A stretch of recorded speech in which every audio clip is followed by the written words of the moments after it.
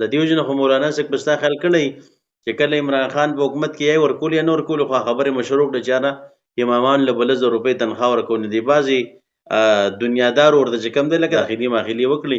هغو به کېدای شي اخیستې مي، خو مونږ خو د هغې نه پس هم ډېر امامتي کړله، نه خو هم د هغوی نه روپۍ لیدله او نه یې لا کړله. نو په هغې کې زمونږ مولانا صاحب ویل چې تاسو به چې کوم دی دا نه اخلئ، ولې بیا به دا حکومت ولې تاسو په خپل جال کې راګیرږي، تاسو ته وایي چې تاسو به دا خبره کوئ، دا به نه کوئ، داسې بیان به کوئ. نو ځکه چې دا علما د دې خلکو تابع نه شي، نو دې وجې نه هغه ویل چې تاسو به د دوی پیسې نه قبلوئ. علما نن سبا مظلوم علما او زموږ د پاکستان چې کوم دی هغه امامان که تنخواه ګورې تنخواه یې د تنخواه په سیر باندې نه وي، او د یو کس بیا چې کوم دی دومره بدماشي وي ته وایې چې دا د امام دی چې کوم دی یوازې چېرته 100 او 15 روپۍ ورکوي، الان کې د ټول کلي په سطح باندې چې کوم دی چې مالداره خلک وي هغوی به ګاډي او بنګلې ورسوي، خو تا په موټرسایکل نشي برداشت کولی، ځکه چې امام مالداره شو، امام له روپۍ رالي، نو بیا به دا خلک بدماشي به چا باندې کوي. دا یو حقیقت خبره ده. لکه د امام سړي سره خلکو هغوی موټرسایکل هم نشي برداشت کولی، او خیر دی که په خپله په غټ غټ ګاډیو کې ګرځي په بنګلو کې وي. نو دغه رنګې زه وایم چې زمونږ په معاشره کې هغه مظلوم خلک امامان دي او زمونږ دغه علما او طلبا دي چې دا خلک پسې بکواس کوي او خلک پسې خبرې کوي. که امام نه خطا وشوه نو بس بیا دې ورته الله پاک ټینګ کړي، نو بس بیا به دا خلک څوک به څه وایي څوک به څه وایي. مخکې زمونږ یو ملګری، زه دا ملګري نوم نه اخلم، خو هغه ملګری چېرته د جمعې ورځ وه او هغه لږ اوده شوی و، نو چې اوده شوی و او هغه راپاڅېدو نو جمعې مانځه یعنې تقریر ټیم پکې ورو ورو ختم شو، نو هغه راکوز شو لاندې او ورنې چې کوم دی بس کس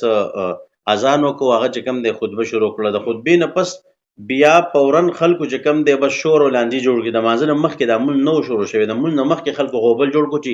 دا خو تا چې کوم دی تقریر ونه کړو، هلته پکې مونږ سنت ونه کړو دا ده. نو امام بیا هغه ګناهګار ولي چې صرف تقریر ونه کړو، او ټول عمر خلکو د تقریر کوي، نو چا پې عمل وکړو؟ خو خلکو د مانځه نه مخکې غوبل جوړ کړو، هغه شر او فساد یې جوړ کړو چې امام تقریر نه یې کړی، چې ویې نه کړو نو کم کفر وشو.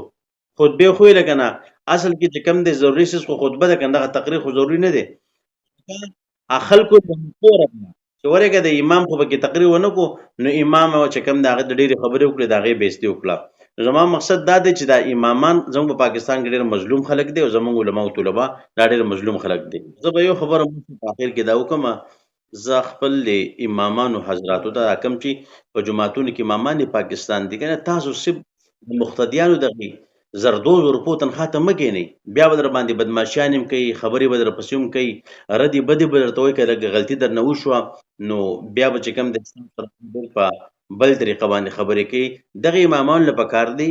خپل کاروبار تجارت خپل لین دین لکه د دې خلکو د پیسو د سیم مه کښېنئ. نن چې موږ سعودي ته راغلي یو، الله موږ دا هر څه ولیدله، موږ د خلکو د حالاتو لیدله، د خلکو موږ اخلاق ولیدله، د خلکو موږ خوی ولیدو چې د امام سره د خلکو څنګه خوی وي. صحیح شو؟ نو دې وجې نه موږ هم سعودي عرب ته راغلو، موږ ویل چې یاره دغه خلکو ته موږ محتاج نه یو. نو امامان چې څومره د هغوی نه کېدی شي د دې خلکو د پیسو ته غلي غلي مه کېږئ، ځان نه خپل سیسټم وکئ چې سبا له حقه خبر وکئ،